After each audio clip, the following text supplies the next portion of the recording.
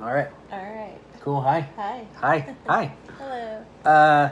So we are in week 8 of the Bible reading plan. Yes. Today is the 24th. 24th of February. Yep. And if you're following along, you might, or even maybe you're seeing this video for the first time and you think, I'm going to go back and look at the last one. You'll notice the last one was week 6. Yes. We didn't do a video last week. Nope.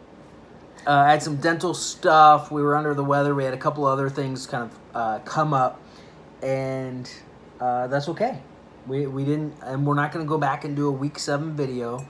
I tell you guys every week, hey, if you fall behind, pull out your reading plan, pull out your Bible, start today. Jump in with us today and keep going. And so we're just going to take that advice. Yep. I'm going to do a summary of last week. Okay. Okay, here's what last week was basically about. The first half of the book of Numbers is people complaining, grumbling. They grumble about not having food. God sends a plague. They grumble against Moses' leadership. God gives them leprosy. At one point, the ground opens up and destroys a bunch of them. And so really the first 20-something chapters are people grumbling against their circumstances. And so I think that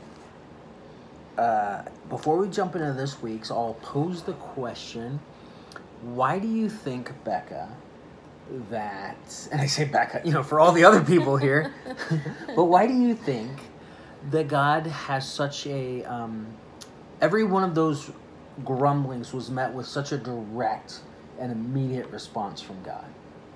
Right? Right. Okay.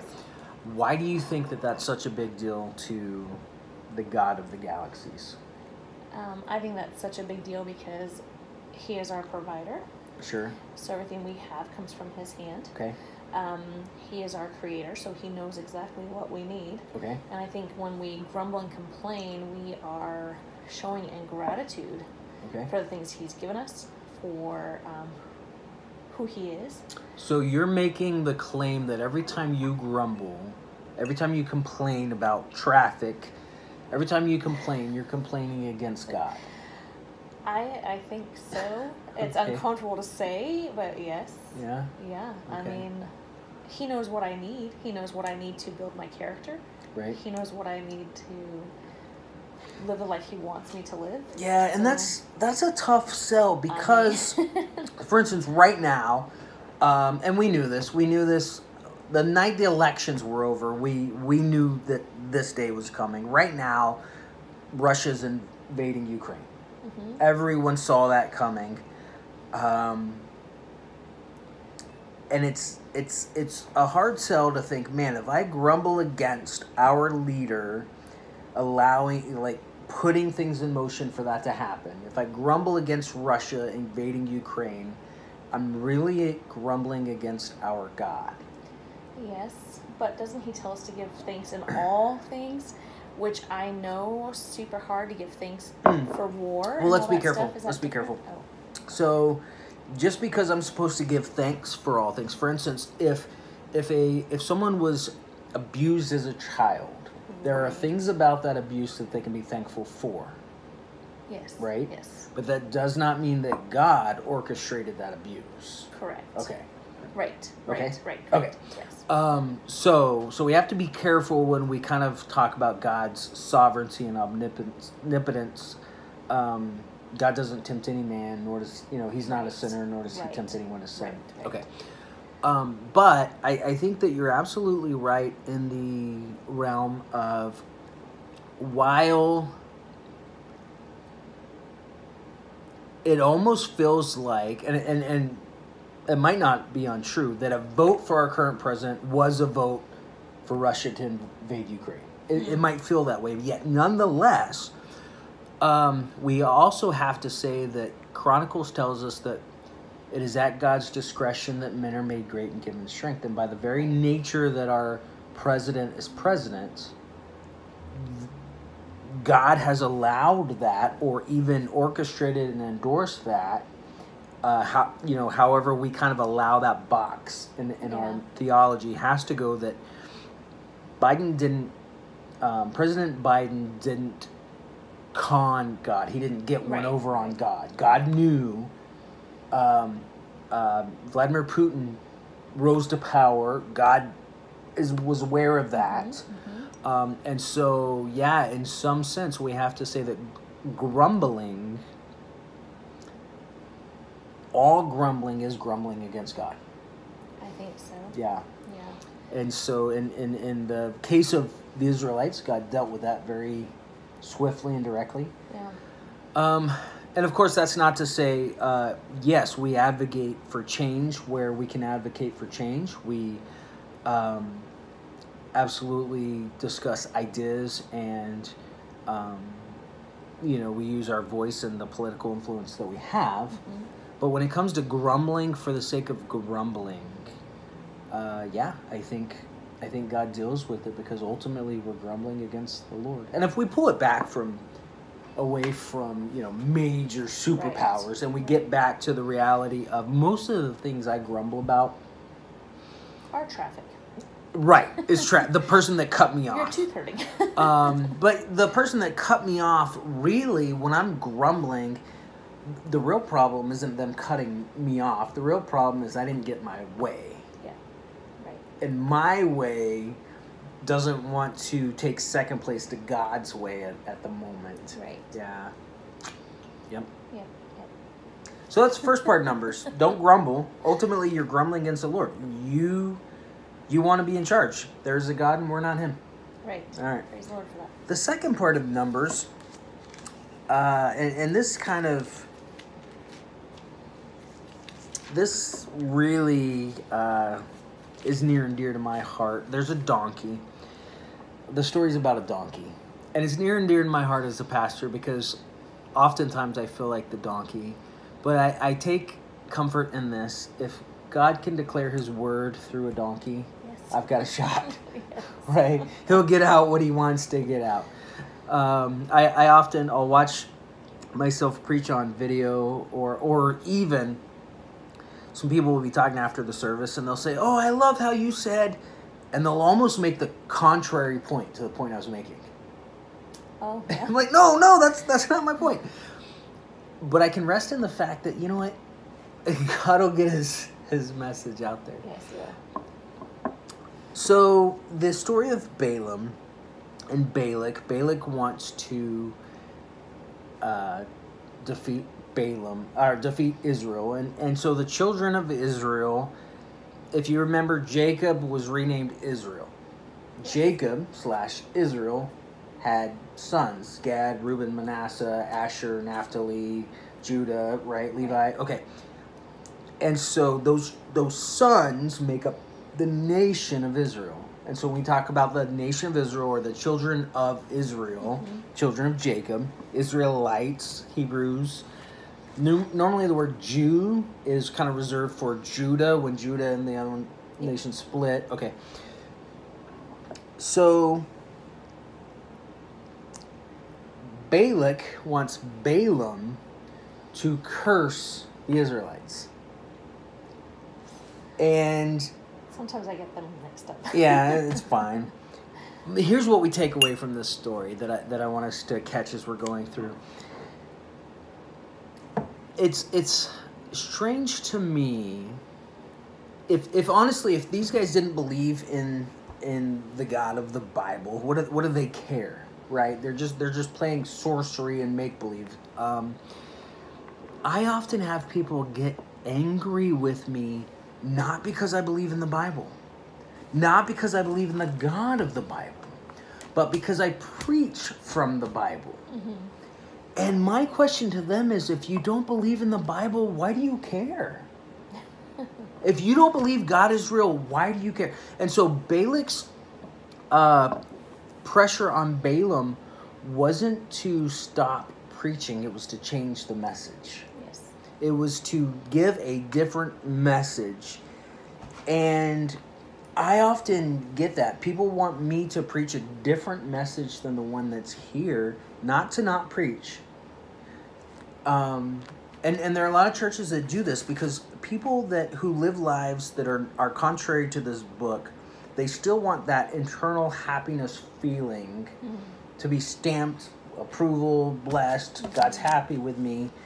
And so it's not that they are shaking their fist in the face of God, and it's not that they're disregarding the Bible, but they think if we can just change the message, if we can just get the messenger to say something different. Yeah, dangerous.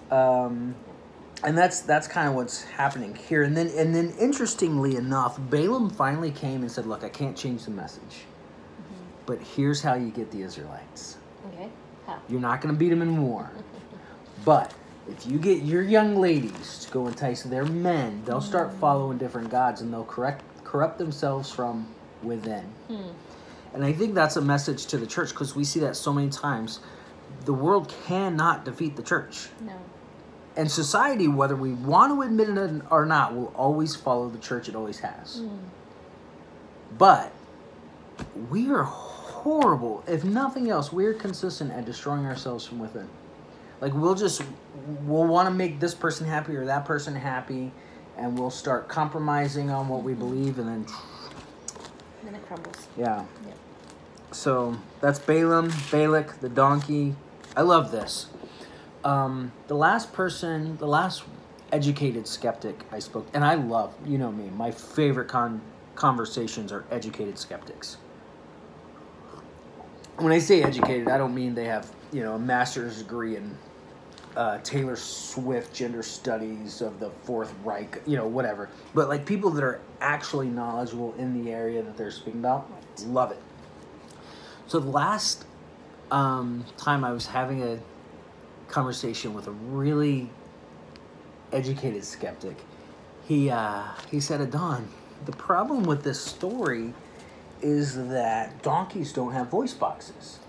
I didn't know this. I was thrilled to find this out. Donkeys don't have voice boxes, and because they don't have voice boxes, they can bray, I guess is what donkeys do. Yeah. That sound they make. Okay, that hee-haw. Okay. Yeah.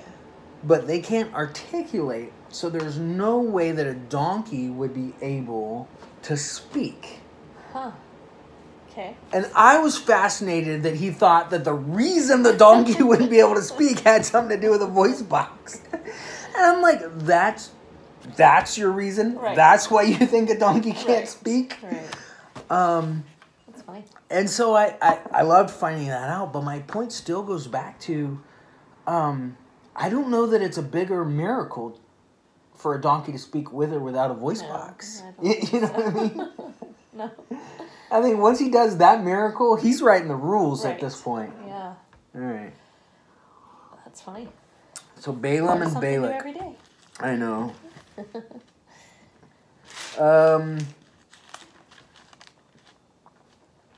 Yeah, and so then they do. That's what happens. And in fact, Revelation talks about, he says, "I have this against you. You've gone after how does he say it?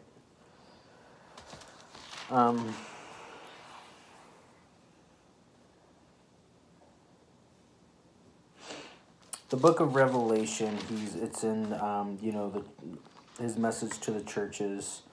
Let's see if I can find it real quick. Just because we've got time today.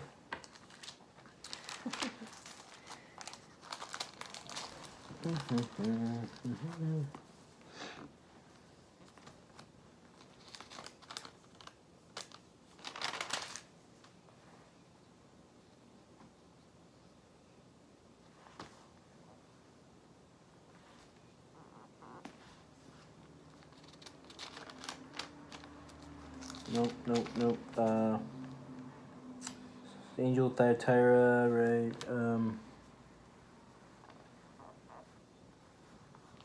Let's see if I have any notes in my Bible that point to this.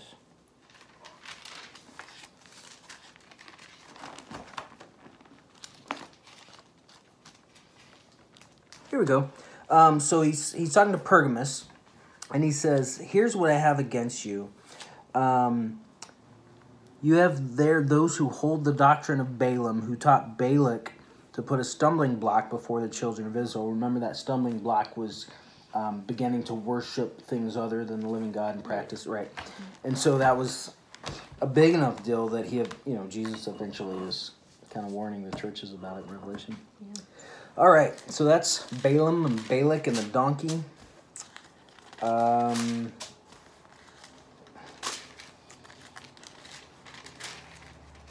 Let's talk about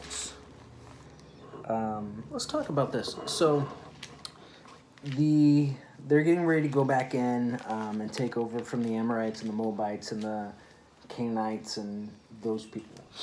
And their instructions are, it's war. They're going to go in and they're going to battle these people and take over this land.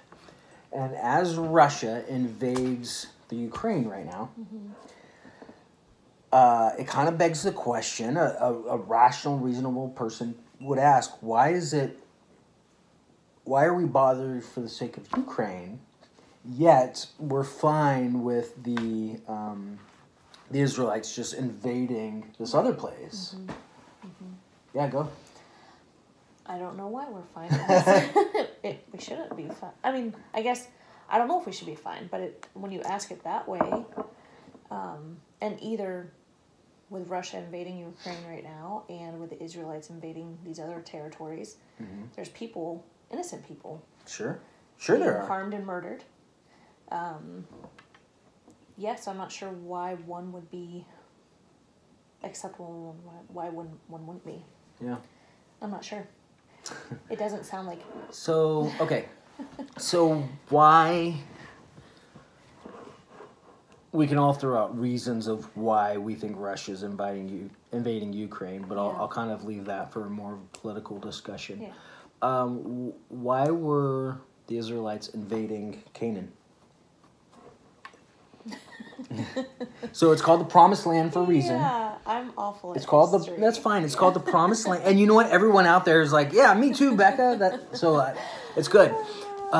Because if you knew all the stuff, then why have this chat, right? No, it's great.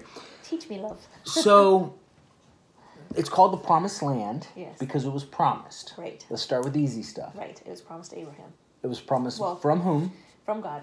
To whom? Abraham's descendants. Abraham, and then to Isaac, and then to Jacob. Every time he says, look, I'll give you the... Right, okay. Right. And so that was before their slavery in Egypt. Okay. Right? Yes. Okay, because Abraham, Isaac, Jacob had Joseph. Joseph took them they sold Joseph into slavery. Right. He rose up, and while he was up, that's when they went down. Okay. Okay? Yep. And then that began Exodus, Leviticus. Okay, so now Moses has brought them out. Yes. And now they're going back to the land that Jacob was already living in. Okay. Right? Mm-hmm. Okay. And he makes a promise. He said, your children are going to go be slaves for 400 years. And then he gives this phrase to them. He goes, until the sin of these people are complete. Mm. Is he speaking of a specific sin? Mm-hmm. No, he's talking about until the sin. It's a collective word, like sheep and sheep. Mm-hmm. Okay, so not sin and sins, but sin. Sin is a whole. Okay. And what he's saying is, until their sin is complete, these guys are living in this land are wicked. Mm-hmm. They're horrible people. Okay. They defy me at every turn. But I'm not going to wipe them out yet. I'm going to give them 400 years to turn around. They're not going to turn around, but I'm going to give them a shot. I'm going to give them an opportunity. I'm going to give them 400 years to turn from their wicked ways. So that when I wipe them out, there's not going to be any excuse. Right.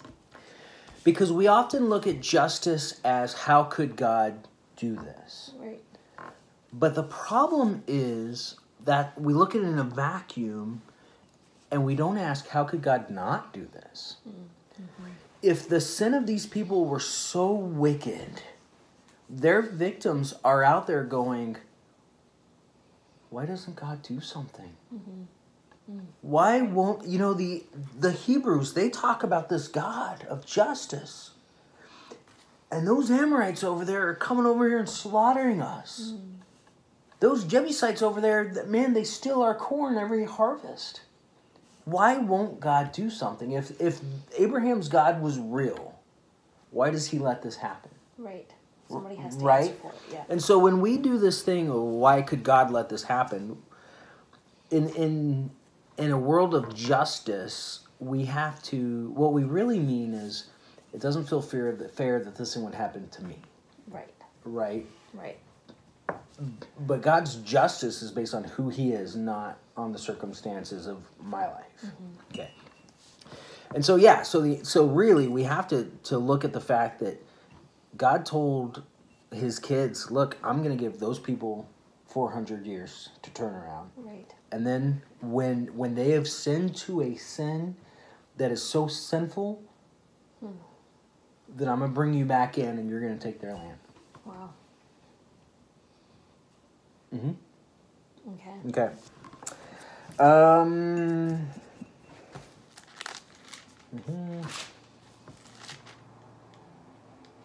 Day of Atonement, we talked about that. Oh yeah, so there's this okay. There's this thing about vows that goes. Give me a minute, guys. Married to female heirs, sees a refuge. Somewhere in here it talks about when a lady takes a vow. Let me see if I can find that, because I've had some questions about that. Oh, here we go. Okay, so chapter 30. Yep, the law of vows. All right. If a man makes a vow or swears an oath, he'll keep it. The end. Right? That's what men are simple. If you make an oath, keep it. The end. And this is important because remember a couple years ago we were in this. We were at church, not our church, not Canyon Creek, but we were at the church that we used to attend, and they were singing this song about how they were gonna this year, this Christmas, we're gonna make it all about Jesus, which is cute and it's fine. But remember, they were like, the lyrics of the song went, I vow this year to make the season all about Jesus. And I thought, there are hundreds of people making this vow to the Lord that they are not going to keep. Yeah. Because none of us make it all about Jesus every year. No. All right. No. Anyhow, Jesus says it this way, just don't make vows, and then you don't have to worry about breaking them. But the question for this week, then it goes on to say, the part about a woman making a vow is like 13 verses as opposed to 3 for men, right? Yeah. And so it's, if a woman makes a vow and her dad's fine with it, she'll have to keep it. If her dad's not okay with it, she can break it. Yep. But if she's married, the same thing for the husbands. Right. And so the question is why we don't see that go both ways. No. And so in today's world of, women being treated as equal people, why essentially does the woman need permission from her husband to make a vow? Her husband or her father even, yeah. If she's Or single. her father. Yeah. That's a good question. I mean, the Lord has placed man over the home. Okay. And a lot of people would be very upset with you saying that. But that's how God created. Mm-hmm. He created men to be providers and protectors. Providers and protectors, sure. And so I think if a woman were to make a vow that maybe she doesn't understand all the ins and outs of it, or she's missing something, the father or husband's job would be to protect her, right? So well, the question would be, what about single women? Why can't a single woman make a vow? Right? Yeah, and honestly, the concept of a single woman really is contrary. Right. I think we should start with the design, because when we look at the scriptures, we have to go. We can make exceptions for things all day long, but when we talk about normalizing, we have to look at the design, the intent. Right. And the intent for the family was to paint a picture. Jesus tells us, Paul tells us this. The point of the family was to paint a picture on the earth of things that are in heaven. Right. Yep. Right? And so because Christ is the head of the church, we have this picture of leadership, not because one's more valuable than the other, not because, I'm bigger, so you have to do what I say. In fact, the opposite is true. I'm bigger, therefore I have to do the providing and the protecting and the responsibility.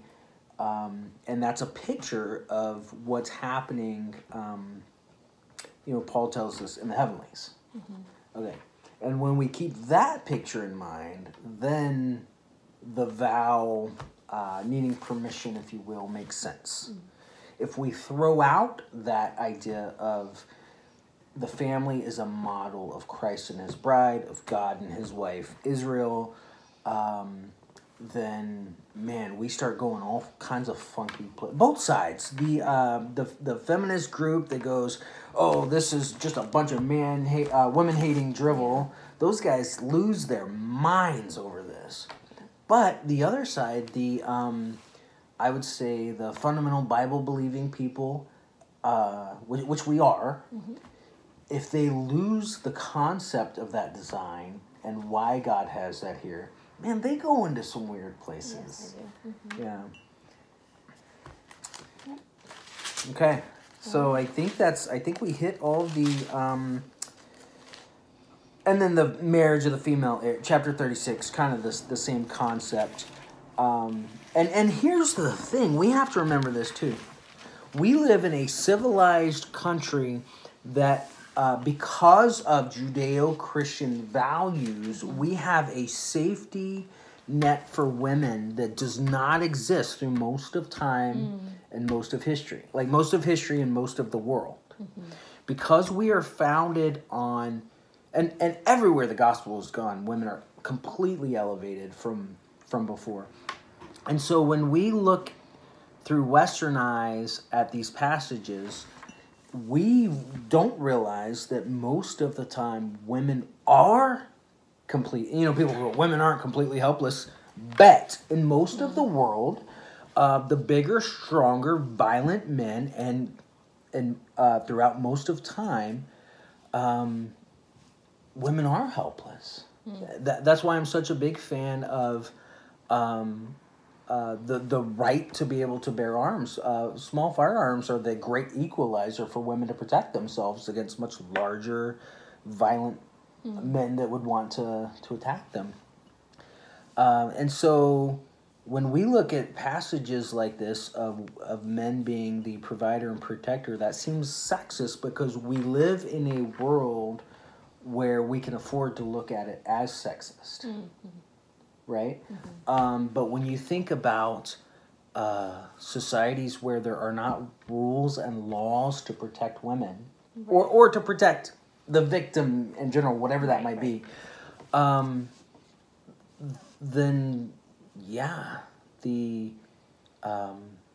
we're trying to set up in law what God set up in the family. We're trying to set up via police officers, via threat of punishment, what God ordained in the family for every child and every woman to have a provider and a protector. And when we see that family unit begin to fall apart, we see women and children victimized at just astronomical rates. So it's not a popular thing to say, but the numbers don't lie. When family units are together, women and children tend to be safer, much better across every metric. So why? Because that was God's design. Because it paints a picture of what's happening in the heavenlies. It's the way God made it. So of course that would work better. Right. Because he's brilliant. Yeah. Send all hate mail to www.don'tblameme, love you guys, and keep reading your Bible. Yeah. See you next week. All right. Bye.